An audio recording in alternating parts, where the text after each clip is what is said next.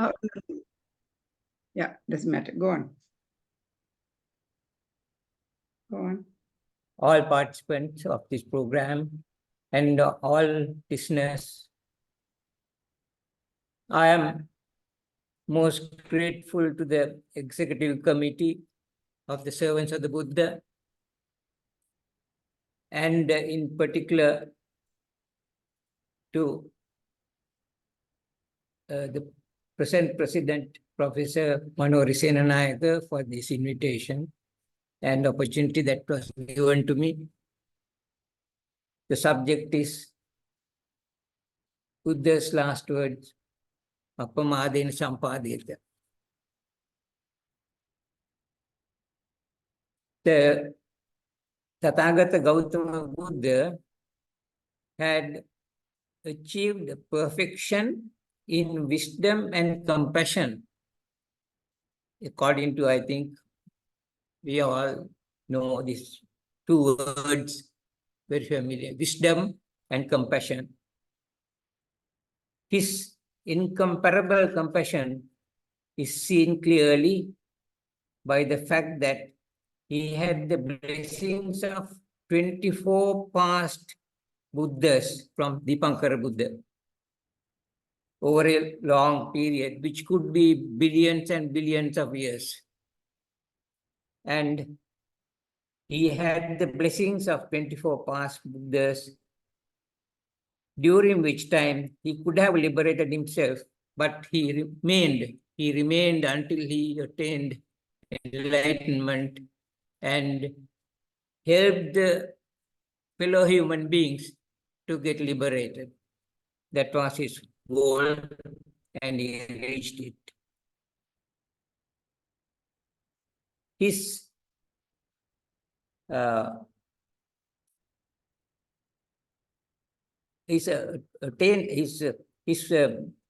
period of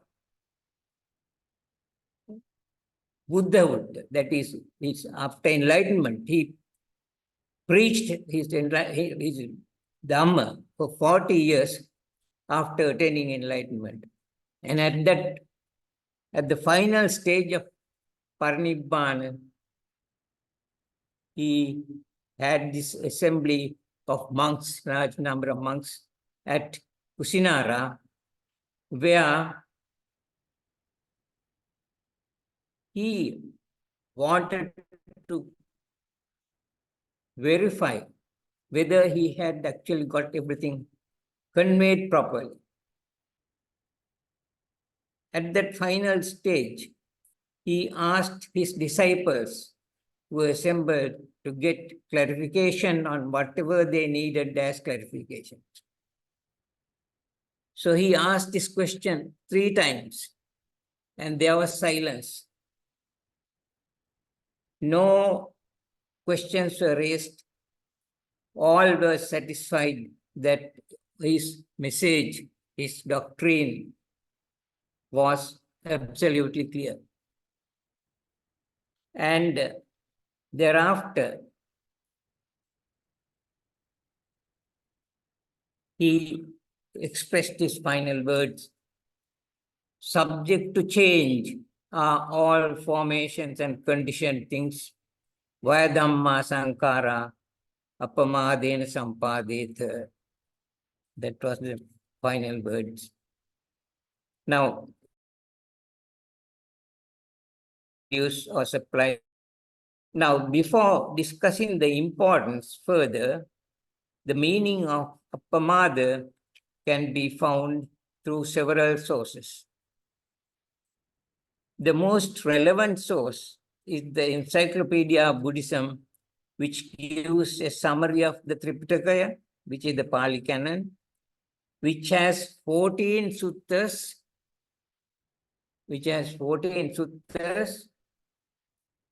under the title Appamada. And out of them, 9 are from Anguttara Nikaya and 4 from Uddaka Nikaya. There are altogether 14, and it is possible to arrive at the meaning of the Appamada by looking at the Encyclopedia of Buddhism, which gives a summary. And the summarized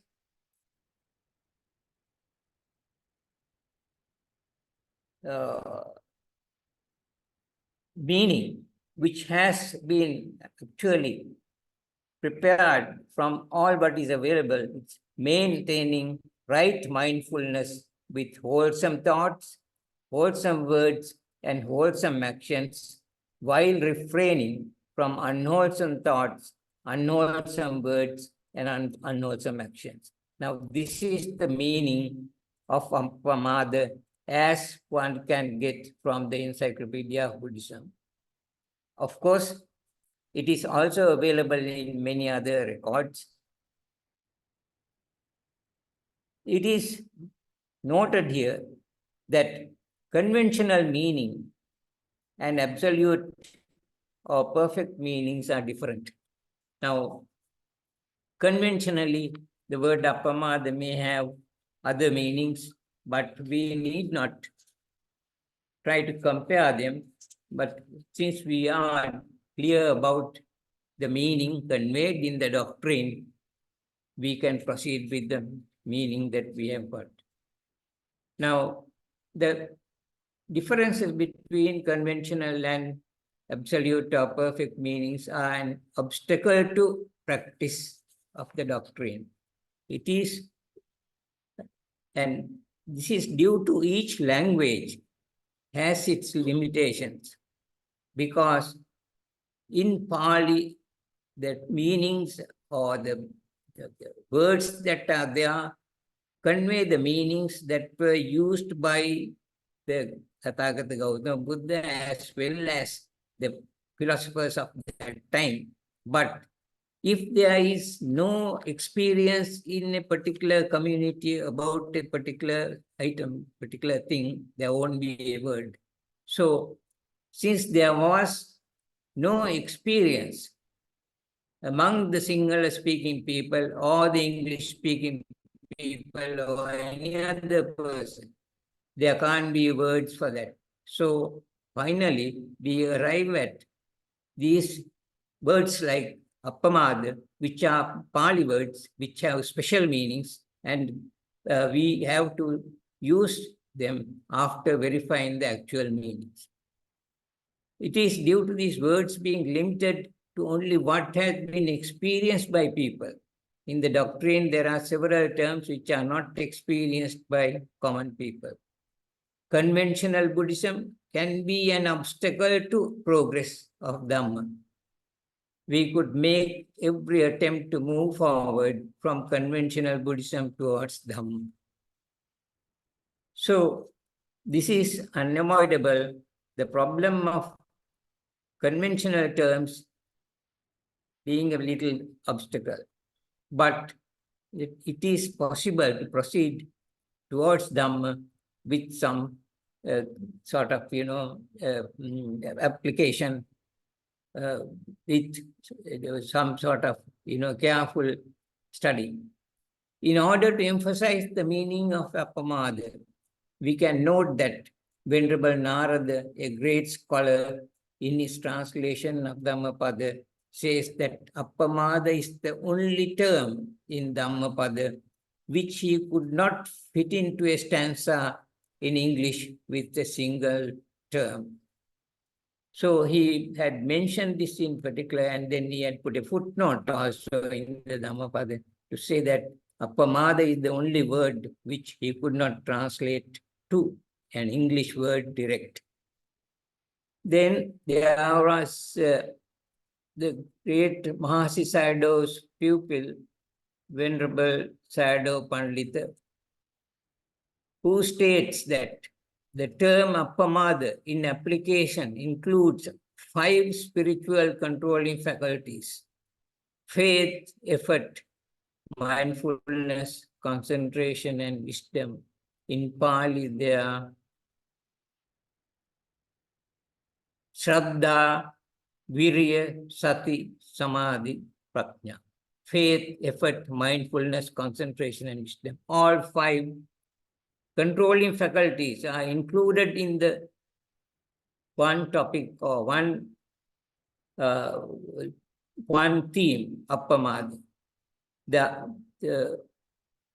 It's also important to note that Venerable or the king, Pasenadi Kosal, inquired from the Buddha whether there is a Dhamma or whether there is a single concept which can help him in winning this world and the future worlds. The king, Pasenadi Kosal, said that he is unable to practice all the Dhammas, but he would like to practice one particular Dhamma at least, so that he can win this world and the next world. The Buddha answered and said, the great king, I can give you one concept, one Dhamma, in a single word, and that word is Appamadena. So, it is sufficient for us to sort of get an idea of the importance of the word. Now, when we practice Appamadena, even as a day-to-day activity, we are in control of our thoughts, words, and actions, because Appamadena means being involved in wholesome thoughts, wholesome words, and wholesome actions. So, when we practice it, maybe on a day-to-day basis, or maybe while meditating, or maybe walking, or whatever, the words, the thoughts, and actions can be wholesome. But when we are not in control, our thoughts start diversifying. When we are in control, we can practice Appamadena by controlling our thoughts. But when we are not controlling, when our thoughts can start diversifying. Now, diversifying is an English word which is used to refer to this mental proliferation. Mental proliferation means the thoughts diversifying and getting carried away. The thoughts, one can get carried away to such an extent that new unintentional thoughts become more dominant and start spreading further and further. Now, this is an important matter that we have to be conscious of. This word diversifying is used here because it is something that is easily understood, but otherwise, mental proliferation may be the best word, and diffusion is another word. All these refer to the uncontrollable thoughts becoming more and more dominant without our intention. So, the spreading of these thoughts further and further becomes even daydreaming sometimes. So, in the absence of Appamadena, we are not in control of our thoughts, and it is only when we are in control that our thoughts can be wholesome, and we can have the control that we are in need of. So our thoughts get diversified, and the diversification is due to three possible reasons. And they are either it is greed or desire, our greed or desire, one.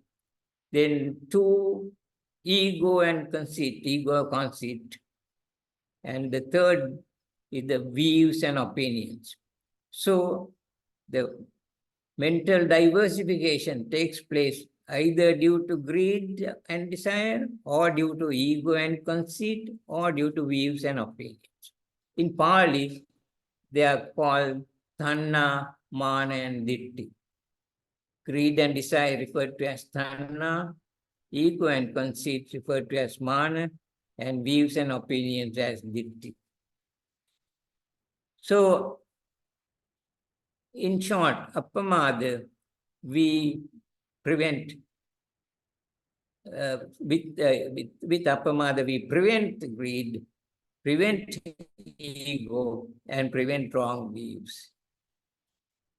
The term, now actually we are familiar with the word greed, we are familiar with the word ego, but when it comes to wrong views or views and opinions, there is a clarification needed. The term views, opinions, or ditti needs an explanation. For you to give any view or opinion, you have to believe in the permanency of something. If you are to give a view or if you are to give an opinion, you have to first believe in the permanency of something. But there is nothing that is permanent. Everything is in a state of flux. So therefore, it is not possible to give any view or opinion. Or any person who gives a view is having a belief that something is permanent. But there is nothing that is permanent. So therefore, there is a major problem in having views and opinions. So finally, we see the three things, the greed, the ego, and views as the three problems which create mental diversification. But as regards views, the situation is even worse because conflicts arise. Conflicts arise due to views. Now, there is a Pali word, vada. In the Pali dictionary, it is explained as vada beda. And there is another Pali word called mata, and is explained in the Pali dictionary as mata beda, which means conflicts. Every view, every opinion leads to conflicts. Now, without Appamada, we are getting caught in greed, ego, and views.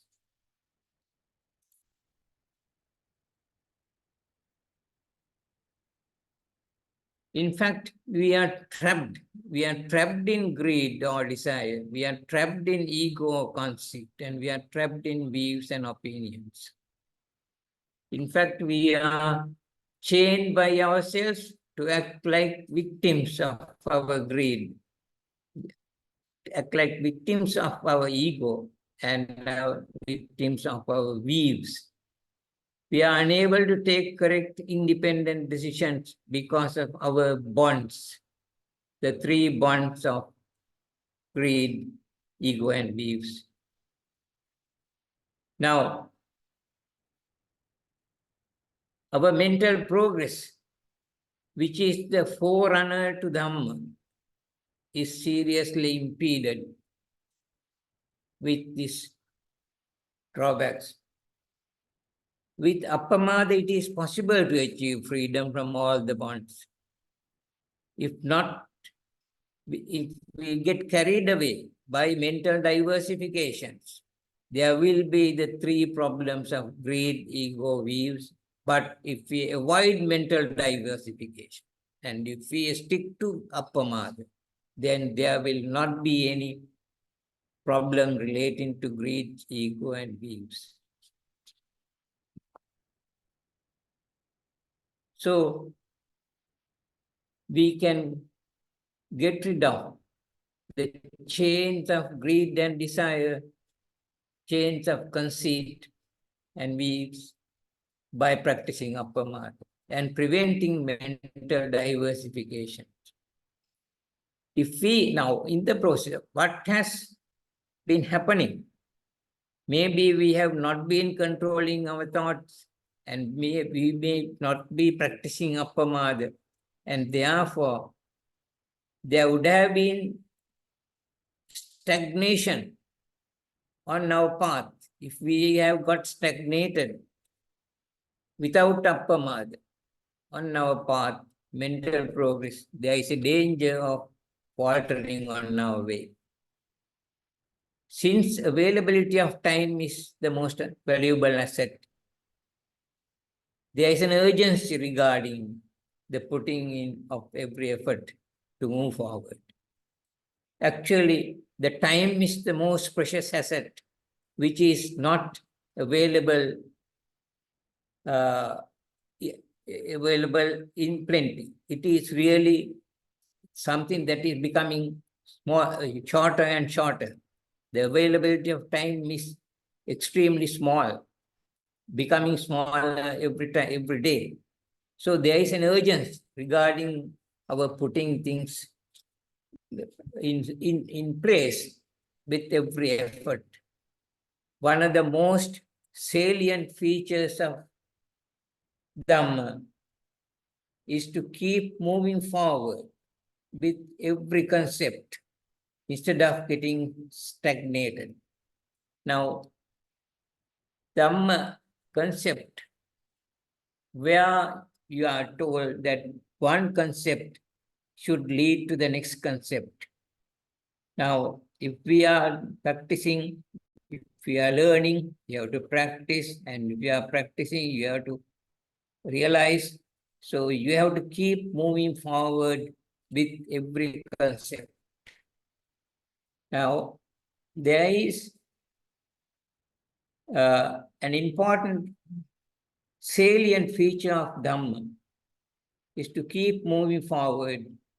And there is a sutta by the name Alagadupama Sutta, where the comparison is made to a person who is crossing a river with a raft, and then after crossing over to the other side, he is trying to carry the raft on his head. And there, that is an example of where you are actually getting tied to your old concepts without leaving them. So Buddhism says, Dhamma says that you need to get rid of all what you had been doing earlier, but be moving forward without getting stuck with what had been happening earlier. So Alagadupama Sutta is an example of where if we have got stagnated, we should immediately forget about our old principles, which had been there for over long periods, but move forward with effort and faith. Now, also, this Alagadupama Sutta was actually used by one of the, this is something that I would like to mention to servants of the Buddha, that there was a professor in the University of Sri Lanka in the 50s, 60s. He was one of the most brilliant persons here. He was born Christian, Professor Valentine Joseph. Now, he wrote to the papers to say that Alagadupama Sutta is the most important sutta that is heard in the Buddha's dispensation. And he said there is probably no religious philosophy which talks a thing like that, where you are supposed to move forward at every step without getting stuck in the old systems. Now, he also said that it applies, this principle, it's applicable to all scientific fields. Whatever you discover today is not the last. So you have to move forward to get at the next possible thing. So reality doesn't end. You have to keep on moving forward and without getting stuck. Now, there is also about this, the need to be very faithful and need to be very devoted to whatever you are doing is mentioned in Dhammapada, stanza 380. Attai attano nato, attai attano gati. You indeed are your savior. You are your savior of yourself. You indeed are your refuge. And again, in Dhammapada 276, Tumme kichang atappang akkhataro tathagata. You yourself should make an effort. Tathagata is only a teacher.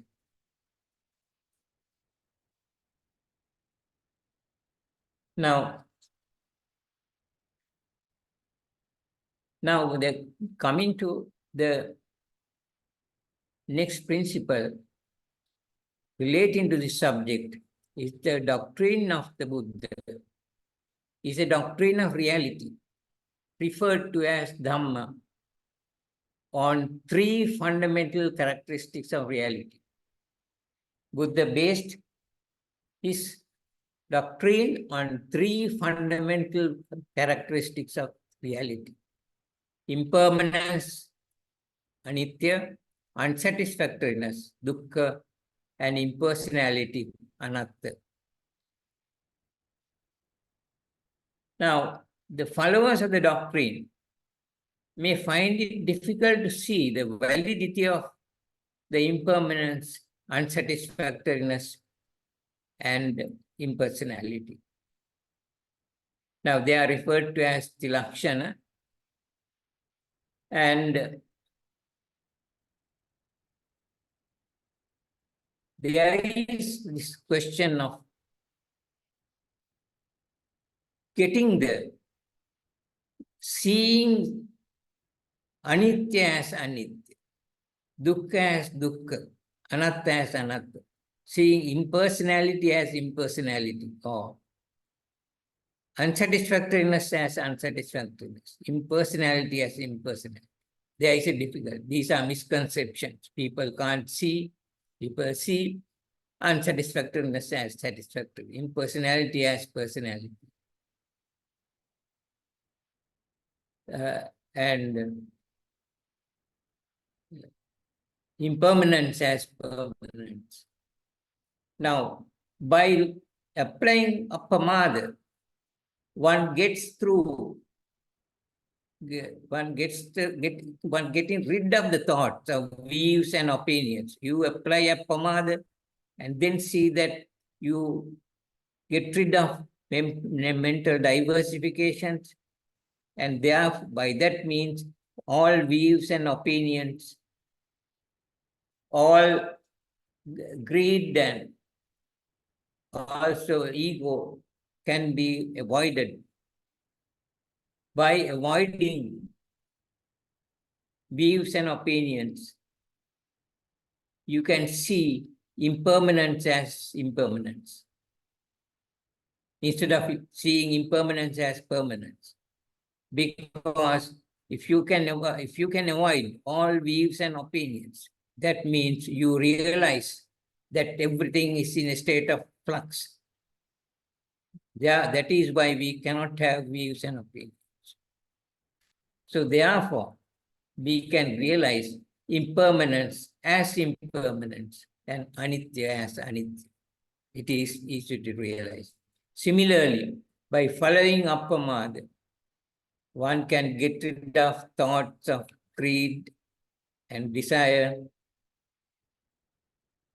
and then see unsatisfactoriness as unsatisfactoriness, and dukkha, that means the dukkha as dukkha, without any misconception, misperception. So, it is possible for one to reach the reality relating to the three fundamental characteristics by applying Appamadena.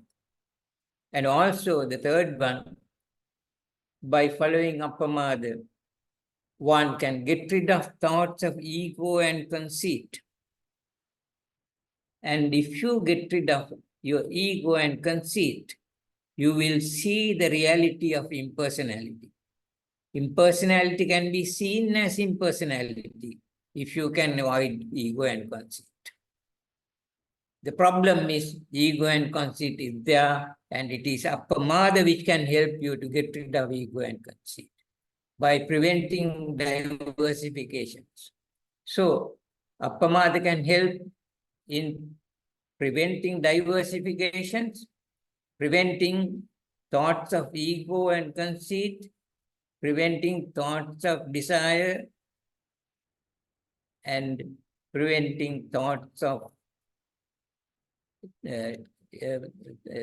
greediness. Therefore, it is helping one to achieve the realization of the validity of the three fundamental characteristics, which are difficult to achieve. Now, by following Appamadena, one gets rid of thoughts of ego, conceit, and see the impersonality. So Dhamma is not only a doctrine of reality, but it's also a doctrine of liberation from samsara. So when we are talking about the three fundamental characteristics, we can see these from other angles as well. Now, if you are talking about the validity of personality, impersonality, whether it is valid. Now, personality is a belief which is related to soul and self, something like soul. If there is a soul, if there is a self, it should be in one of the five aggregates of clinging. It should be in the body, it should be in the feelings or perceptions or mental formations or consciousness. So you find that there is no place where you can find a self or soul. And it is also seen that the person who is involved is not in a position to control. There is no controlling possible of the body or the mind or whatever.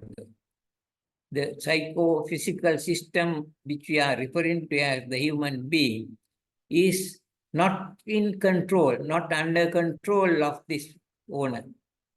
The body is not controllable. The sicknesses, the decay and final death, all that is uncontrollable. Then there is also the question of the mind. The thoughts are also uncontrollable. So you can see that there is nothing controllable. So the concept of personality is something that we can easily see as non-existent. It is impersonality that is really what we can see as impersonality. Now, coming to the question of even our greediness. Now, the greed or our desire has been explained by Venerable Sariputta Sampadetha Sutra, where it is said that all human beings, all living beings have to live and live in a healthy manner, and then see that they maintain their life. So, for that purpose, there are certain requirements, there are certain needs, and they are called nutriments. The four nutriments of life has been referred to by Venerable Sariputta in the Sampadetha Sutta as essentials. They are essential. The needs are essential. The four items of nutriments that is referred to as the food, edible food, contacts, mental formations, and also the consciousness. They are all essentials. But the drawing of the line has to be at a particular point. That is the needs. Whatever that is needed by the person for his life is a requirement. And not, anything that is beyond the needs can become excessive, and that is going to be the problem. So when it comes to the middle path, where you have to get rid of your desires and get rid of whatever you are getting attached to, you can see that the middle path is the path that has to be drawn. So if there is anything that is needed, it is definitely something that doesn't get into the greedy area. The greediness starts when you go beyond your needs. So the idea of the three characteristics of the three fundamental characteristics of the universe, in the impermanence, unsatisfactoriness, and impersonality, can be seen with all these observations, as well as our main concept that we are discussing now, Appamadena. With Appamadena, we are able to control the mental proliferations, which will control these principle, the defects that we are talking about, the greediness, as well as the ego and the weaves. Now, by following Appamadena, one gets rid of thoughts of greed, desire, then the unsatisfactoriness, as we can see unsatisfactoriness as satisfactory, we can see dukkha as dukkha. By following Appamadena, one gets rid of thoughts of ego, conceit, and see impersonality as impersonality, and anatta as anatta. Dhamma is not only a doctrine of reality, but it's also a doctrine of liberation from samsara. Now, by realization of the validity of anitya, dukkha, and anatta, or impermanence, unsatisfactoriness, impersonality, one achieves signless liberation, desireless liberation, and voidness liberation. And also, the three liberations are each connected to the three fundamental characteristics. And it is also seen that the three fundamental characteristics are each directly related to the three problems that arise with mental proliferation, that is the greed, the ego, and the weaves.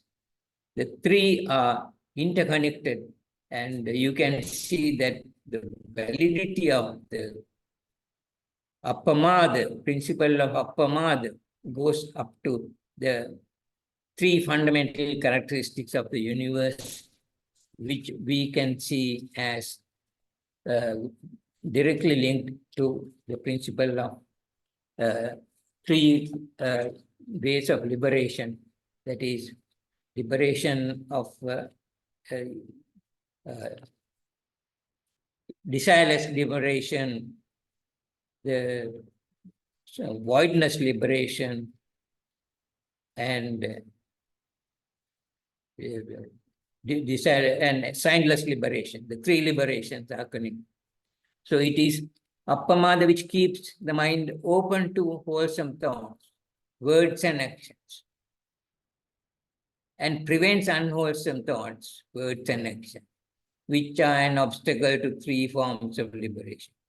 So what we have to appreciate is that Appamadena is the thing that really keeps the mind open to wholesome thoughts, words, actions, but with mental, I would say, mindfulness. The mindfulness is the right mindfulness.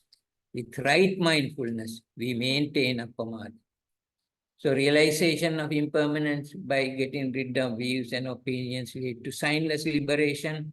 Realization of unsatisfactoriness by getting rid of greed and desire leads to desireless liberation.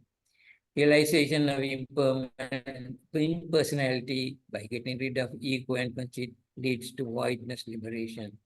Now, I would like to recap what I said. I would briefly recap now the meaning of Appamadena. the Manori, Yes. there is something. What's wrong? We would also like a little bit. Yes. Appamadena is the much more important word there, but something about Sampadetha also, please. Yeah, Sampadetha.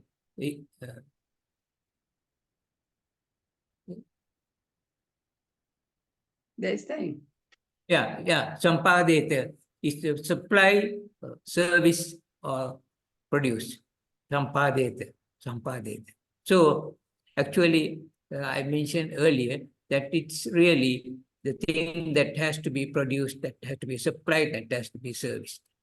And now, I mentioned the meaning as the meaning that was that is available in the Buddhist encyclopedia. You know, Manori, there are nearly 100 volumes of the Buddhist encyclopedia. I don't know. It is available in the YMBA library, which is a very good library. It's that encyclopedia really gives a proper summary of all what is there in the Tripitaka Pali Canon. And there are, when you refer to them, this meaning that is conveyed there, maintaining right mindfulness with wholesome thoughts, wholesome words, and wholesome actions, while refraining from unwholesome thoughts, unwholesome words, and unwholesome action, is the one that we can prepare as the meaning. And the important thing is to maintain mindfulness, right mindfulness, samma sati, and then see that diversification, or what is called mental proliferation is the correct word, but diversification is easy to understand. Mental diversification is avoided with all its negative concepts or negative features like the greed, the ego, and the weaves. Then also the Buddha's statement that his reply to Pasanidhi, King Pasanidhi Kosala, that there is a single word which can help one to win this world as well as all future worlds. Buddha himself had said that. Then in the absence of Appamada, we are not in control of our thoughts, and our thoughts get diversified due to three major weaknesses. And also, there is in the case of this diversification, you can see that with greed, you are getting delighted. With ego, you are very assertive. With weaves, you are clinging to weaves. So those are the three features that we have to get rid of. And also, finally,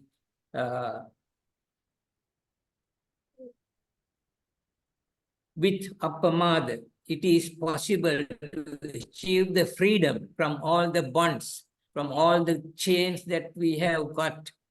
We have chained ourselves as victims of greed, ego, and weaves. So with Appamada, it is possible to achieve that freedom from all the bonds.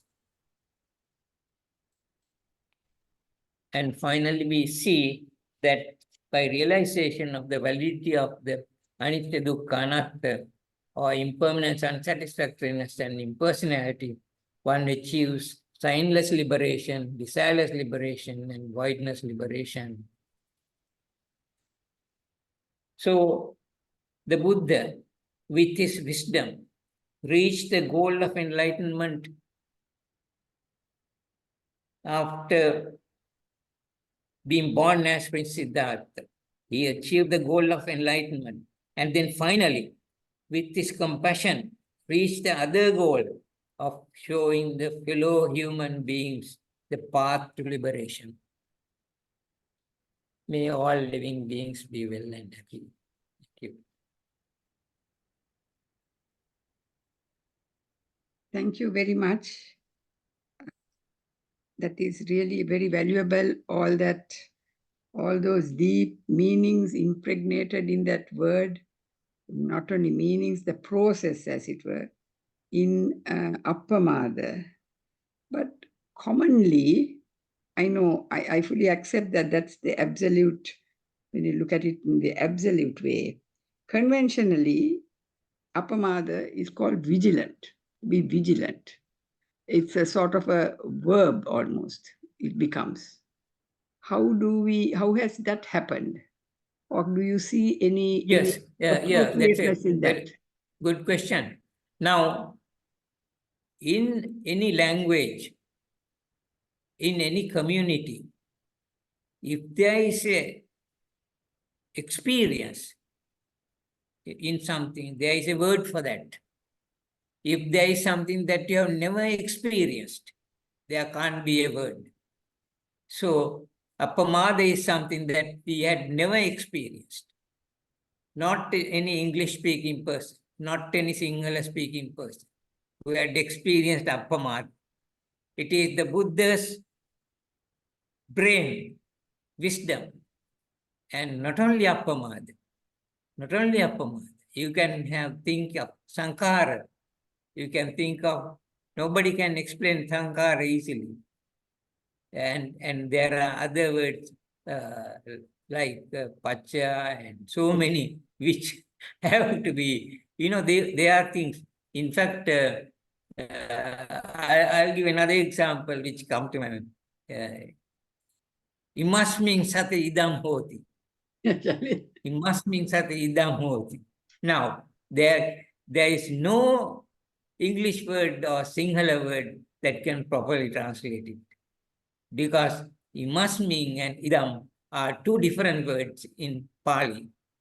But in Sinhala it is the same, in English it is the same, because they have not experienced it. So, Appamadena had not been experienced by anybody until the Buddha came and said that it is the mental state that we reach by being mindful, with right mindfulness, and concentrate on all wholesome thoughts, wholesome words, wholesome actions. You can do it while doing all your day-to-day activities. While doing your walking meditation or sit-and meditation, whatever. And Manori, that you are probably aware of the call. Bear attention. When there is some message coming which need not be acted upon, you give only bare attention. Avoid it. And if there is something where you have to act, maybe a telephone call, maybe some message, whatever, you apply Sampadetha, clear comprehension, and see that you move forward. So you are always there with your mind focused on clear, wholesome thoughts, wholesome words, and wholesome actions. You can do whatever actions you want. What is important is, it is possible to do what you want with Sampadetha. It is possible to avoid what you don't want with bare attention. Otherwise, you carry on. You do all what you want with proper right mindfulness and Appamadena. So, I think the fact that the Buddha mentioned it as the last word also confirms the importance. And also he made every possible attempt to convey the message before he passed away. Because at the assembly of the monks at Kusinara, he repeatedly asked any question. I need everybody to understand. So everybody said everything was absolutely clear. So he was very particular that the final word was given at the last point, as the final message. There is no other word that he wanted to mention apart from this. So this was something that will carry every human being across the samsara. And so that's what is clear from the suttas. There are 14 suttas under the name Sampamada Sutta. So there are many. I have only taken a few which for this preparation of this talk. All these can be verified. And Venerable Sayadaw Pandita says that this is if you want to pluck one bunch of mangoes, you can get faith, effort, mindfulness, concentration, and wisdom as the 5 mangoes, but the entire bunch is Appamadena. Entire bunch is Appamadena. So that's how Venerable Pandit, Sayadaw Pandit has mentioned. So it's a matter that we can discuss further later. Maybe we can discuss the subject of languages. I think it's a matter, very interesting subject, where the language is related to, language is limited to experience. No experience, no word.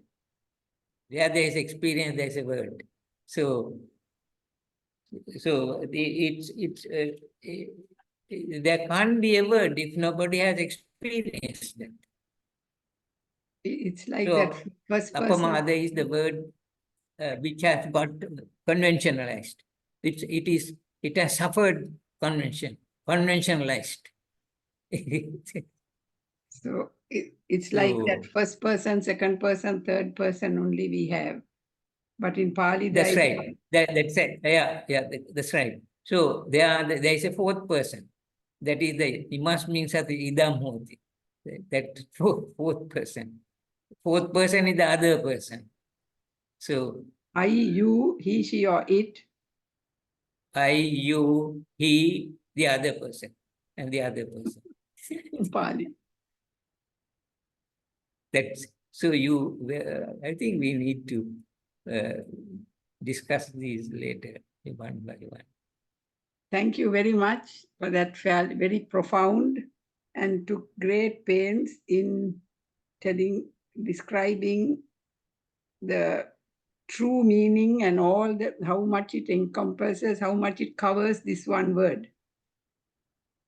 And that, of course, mindfulness is there, isn't it? There is a mindfulness also in there, right? Mindfulness, samma satya, right mindfulness. Right mindfulness. Yes, right mindfulness. Yeah, because mindfulness, the very fact that, you say that I am aware of something. Awareness is not just mindfulness. Awareness, it's something more. It should be right mindfulness.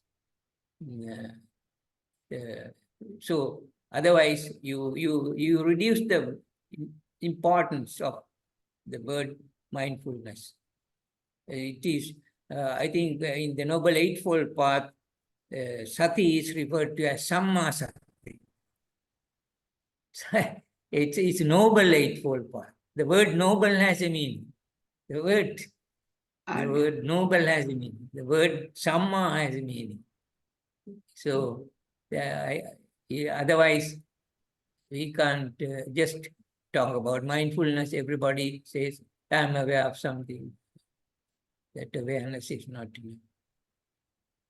Right. We will then open please, there are questions. We have one comment from Samantha Jayatilaka. I hope, Samantha, you're still there. She says, excellent, valuable talk. Thank you to Mr. Das Miriyagalla. Any other questions or comments, please? If I may just say something slightly different, because we are onto this mindfulness was mentioned. I understand that there is a bill to be passed and it's going to be passed. So I'm told. Today I heard at the Global Mindfulness Summit that we are going to have a national day of mindfulness. And that will be the day after Vesak. That's going to be just to so that everybody gets to know the importance of mindfulness at whatever level. Maybe not Samma Sati, but at least the idea of being mindful, the value of mindfulness. Can we please, any questions? Any comments? I'm sure there are many. That was very clearly, very clearly, slow, measured way explained. So thank you very much, Mr. Miriyagalla. It's not often that one can hear this sort of Dhamma, where somebody has looked at it very deeply, penetrated it. Any questions, please? Any comments? Anuja?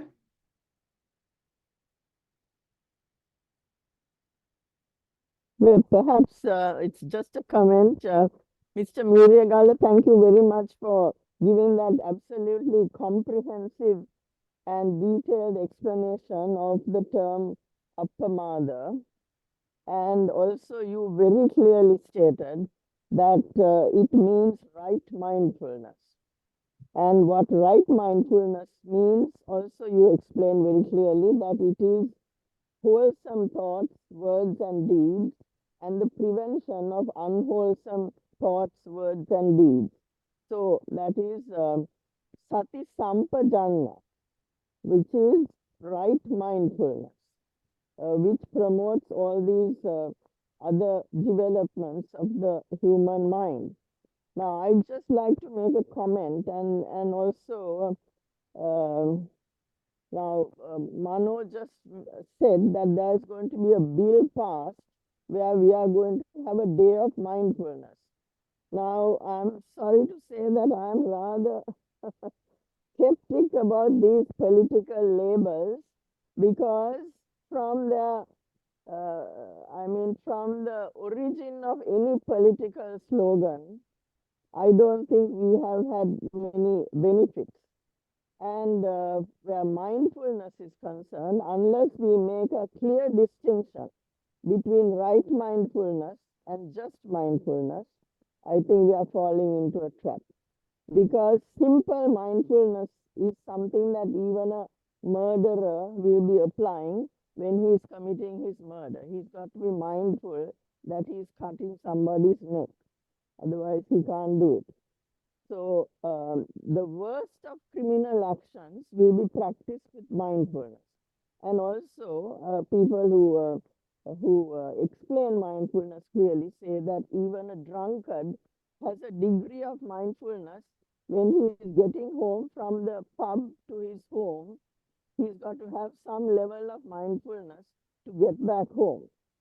So mindfulness, as it is now being sort of advocated all over the world, is lacking in the basic principles of right mindfulness.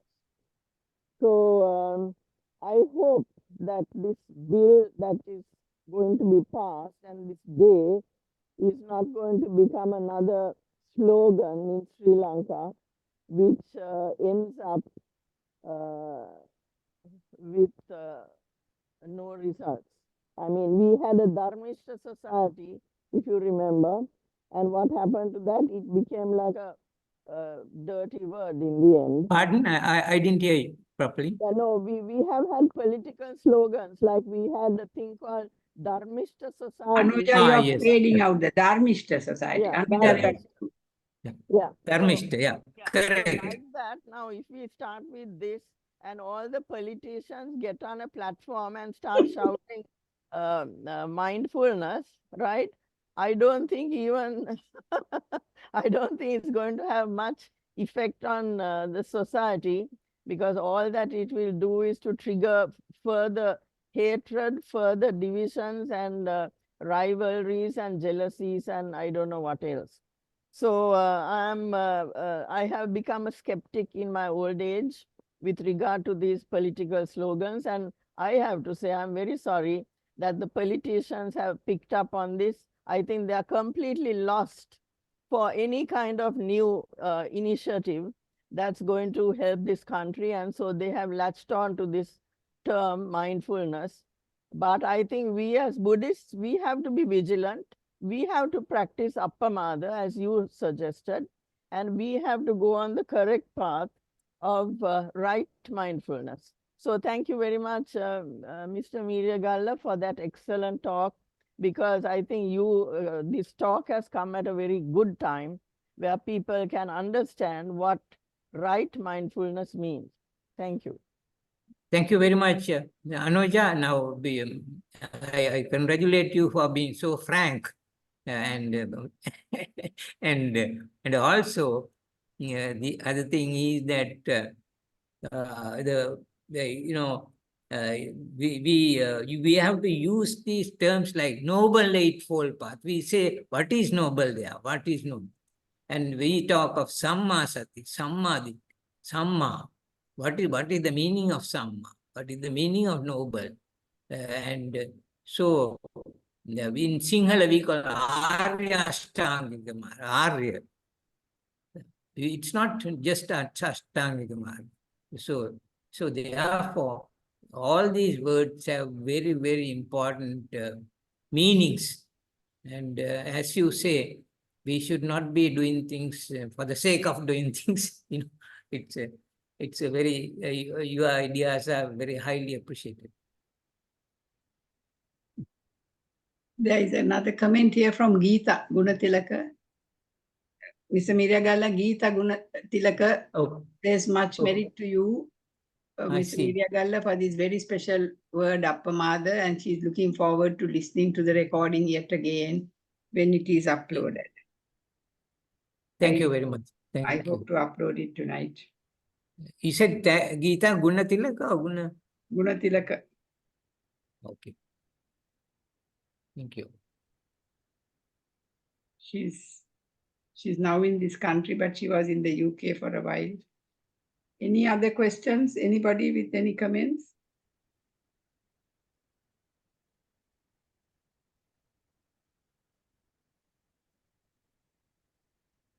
Dr. Manori? Yes, please go ahead. Yes. I was just wondering, Mr. Arya Miriyagalla, is there a difference between Appamadena, or what is the difference between that and Samma Virya? Samma? Or they Virya, Samma Virya, Samma Vayama and Appamadena. Yeah. Yes. Yes. That's the effort. Virya is the effort that is needed, and it is used actually in reference to the meditation. In the Noble Eightfold Path, you get the last two items, Samma Sati, that is right mindfulness, and last one is Samma Samadhi, right concentration. So Virya comes just before Sati. So it can be the Virya is the effort that is needed for the development of right mindfulness. There is a link, the effort that is needed. So Virya is the effort needed for mentality or the right mindfulness. Oh, I see. And also for the right concentration. So that's the usage. Otherwise, Virya means, in general, effort that is needed for anything. So that has not really. It is more.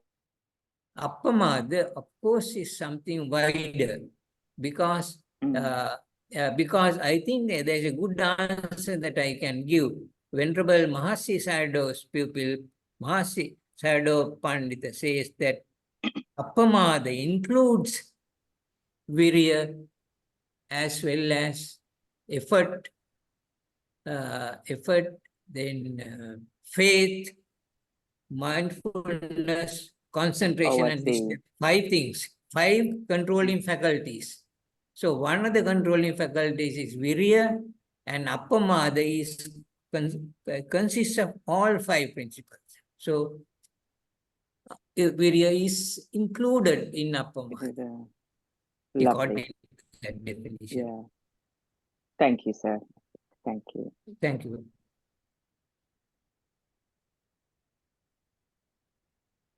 There is a hand raised. Or is there a hand raised? Any other questions, please? You can unmute yourselves if you have to ask a question, please. Jaika, you want to make a comment or question?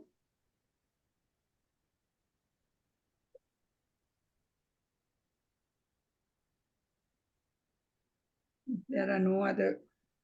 Yeah, just 3 minutes then. Mr. Miriyagalla, would you like to end with just transferring merit to the Devas and the departed? Would you like to do that? Yeah, okay. Thank you. Akasatcha Bummata Devanaga Mahidika Punyantam Moditva Chirangatanturu Sasanam. Akasatcha Bummata Devanaga Mahidika Punyantam Moditva Chirangatanturu Sasanam. Akasatcha Bummata Devanaga Mahidika Punyantam Moditva Chirangatanturu Sasanam. Ettavatacha me Sampadam Punya Sampadam. Sabbe deva anumodantu, sabbe satta anumodantu, sabbe bhuta anumodantu, sabbe sampatsi. Idam me nyati nang hotu sukita hontu nyati ho. Idam me nyati nang hotu sukita hontu nyati. Idam me nyati nang hotu sukita hontu nyati. Thank you very much, Mr. Miriyagalla and everyone who joined. We wish Mr. Miriyagalla good health, long life, and happiness and peace. Thank you very much. And same to you. And thank you. I Same will to then, end the meeting. But next week we have a very different, but nevertheless, I think Shraddha generating sessions of looking at Buddhist art over so many centuries. Buddhist art in the classical period from the 2nd BC, 2nd century before Christ, to the 13th century of the Common Era, spoken by Professor Chandani Vanigatunga, who you hear at the Royal sort of National Trust and things like that. She has spoken. She's a medical doctor and a professor in pharmacology. She's a busy person, director of the Postgraduate Institute of Medicine also now in Colombo. So she's very busy, but she was very kind and she undertook to do this. So next week is a very special sort of a treat, shall we say, but unusual thing. Rani Brennan also thanks Mr. Miriyagalla, saying a wonderful talk. Thank you. All right, then I'll close the meeting. Thank you, everyone, and especially Mr. Miriyagalla. Thank you.